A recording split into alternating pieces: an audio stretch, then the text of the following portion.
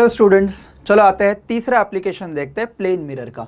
वो है relative motion between object mirror and image of that object. ठीक है, तो let's consider that one mirror is placed, ऐसा एक मिरर है एंड ये मिरर जो है इसके ऊपर मान लो ये एक नॉर्मल है, ठीक है, और we can say principal axis है जिसके ऊपर एक ऑब्जेक्ट है and this object is moving with speed VO and mirror also can move with speed VM.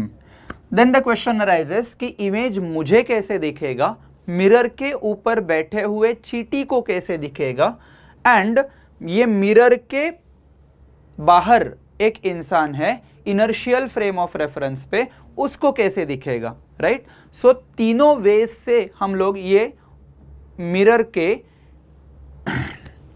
ये तीनों वेज से हम लोग ये इमेज के वेलोसिटी की जानकारी ले लेंगे।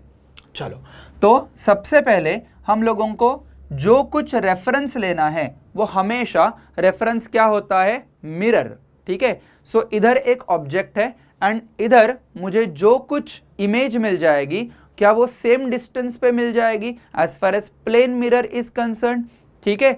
सो मिरर से जितने डिस्टेंस पे ऑब्जेक्ट है उतने ही डिस्टेंस पे इमेज मिल जाएगा एंड जो गति से ऑब्जेक्ट आ रहा है वही गति से इमेज भी आएगा, but with respect to what, with respect to mirror.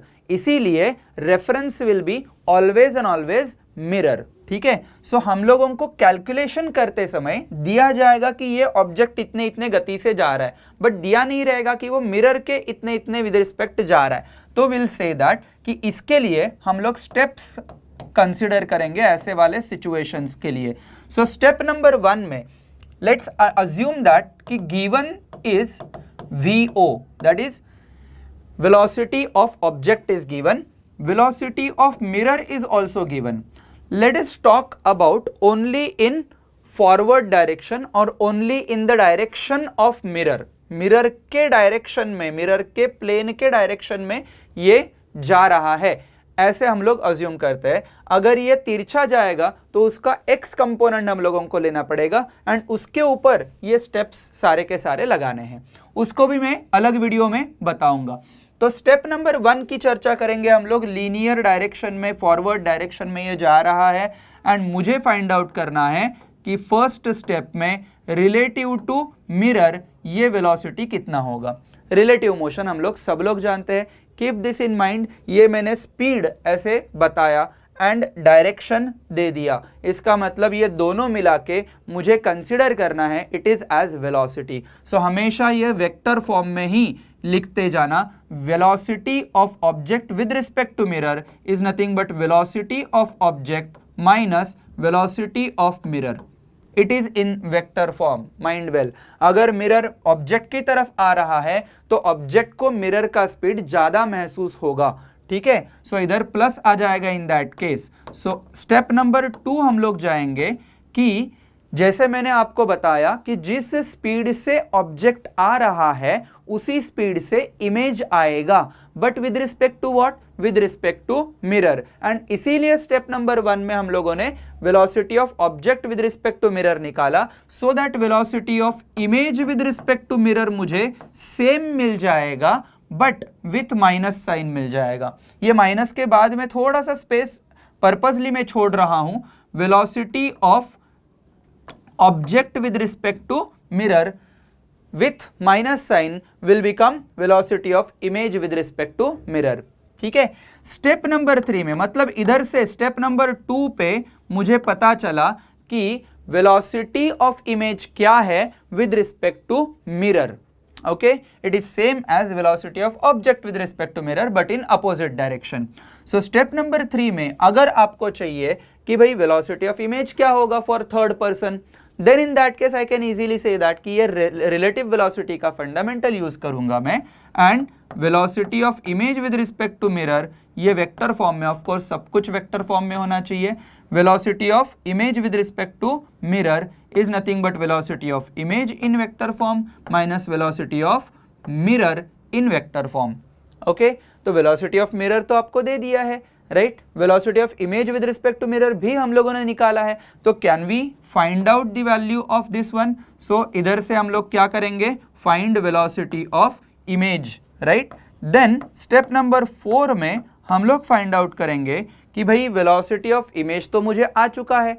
Now अगर मुझे ऑब्जर्वर कोई अलग रखना है या ऑब्जर्वर ये ऑब्जेक्ट को ही रखना है, फॉर एग्जाम्पल मैं कार चला रहा हूं एंड ऑब्जेक्ट भी मैं हूं एंड ऑब्जर्वर भी मैं हूं, राइट। मैं खुद को ही आईने में देख रहा हूं, तो मैं मूव हो रहा हूं, मिरर भी मूव हो रही है एंड मेरा इमेज भी मूव हो जाएगा, ठीक है। तो in that case you will get that कि velocity of image with respect to observer, velocity of image with respect to observer, in that case सिर्फ वेक्टर फॉर्म में रिलेटिव वेलोसिटी का ही कंसेप्ट है और कुछ नहीं है, क्योंकि अभी मुझे ऑब्जेक्ट दे दिया है।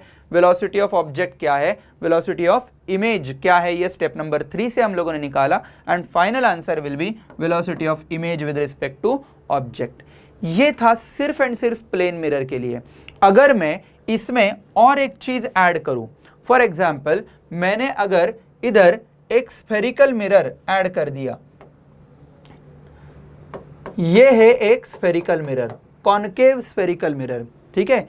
अगर कॉनकेव स्फेरिकल मिरर की हम लोग बात करें तो मुझे जो कुछ ये वेलोसिटी ऑब्जेक्ट की दिखाई दे रही है एंड मिरर की वेलोसिटी दिखाई दे रही है, उस हिसाब से स्टेप्स तो मैं फॉलो करूंगा, बट सेकेंड स्टेप में सिर्फ स्मॉल माइनर चेंज ये होगा कि इधर मुझे मैग्निफिकेशन का वैल्यू इंक्लूड करना पड़ेगा। दैट मीन्स मुझे ये स्मॉल चेंज करना पड़ेगा कि भाई इधर मुझे mt² लिखना है, as magnification of plane mirror is +1 and इसीलिए ये mt² का वैल्यू +1 आ जाता है। किसके लिए, प्लेन मिरर के लिए, किसके लिए, प्लेन मिरर के लिए। बट स्फेरिकल मिरर के लिए ये डिपेंड करता है कि भाई ऑब्जेक्ट किधर स्थित है, उस हिसाब से उसका मैग्निफिकेशन तैयार हो जाएगा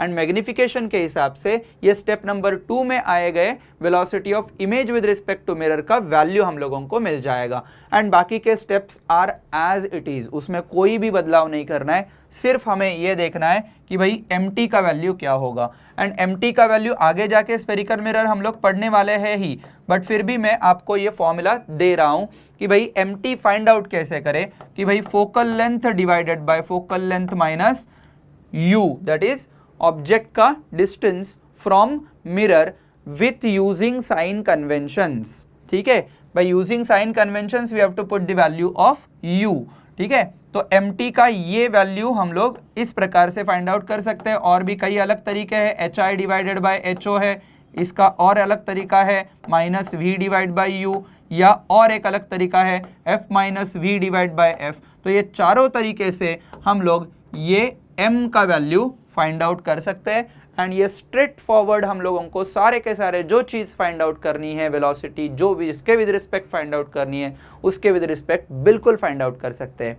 आई होप ये मेथोडोलॉजी आपको अच्छी लगी होगी। अच्छी लगी होगी का उसका मतलब नहीं है, आपको ईजिली उसके न्यूमेरिकल सॉल्व करने आने चाहिए एंड ये प्रैक्टिस करते रहो।